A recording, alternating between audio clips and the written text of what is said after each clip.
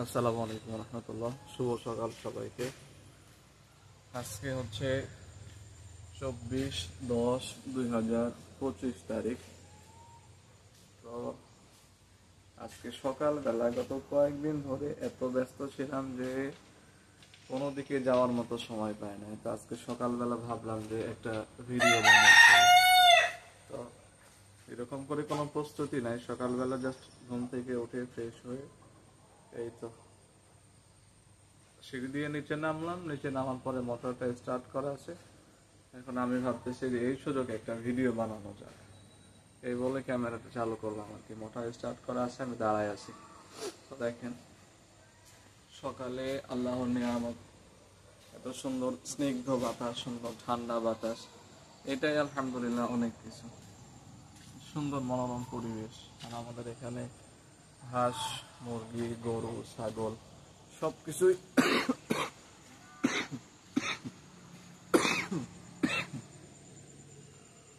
হাঁস, মুরগি, গরু, ছাগল সবকিছু আছে আলহামদুলিল্লাহ। দ্বিতীয় নাম্বার হচ্ছে আমাদের এই যে এটা দেখেন পেছনে আমাদের দেখতে পাচ্ছেন সুন্দর, এটা হচ্ছে এখানে হাঁস থাকে আমাদের।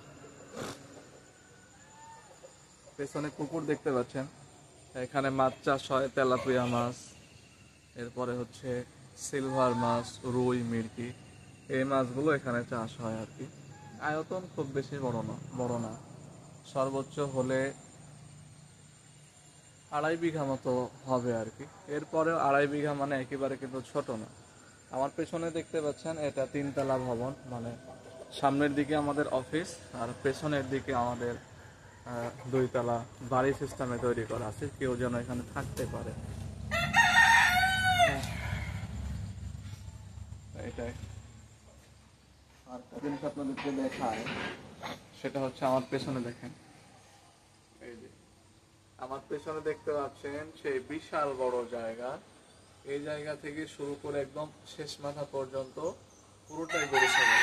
এখানে প্রায় আল্লাহর রহমতে 20টা ছাগল আছে, একটা গাভী আছে।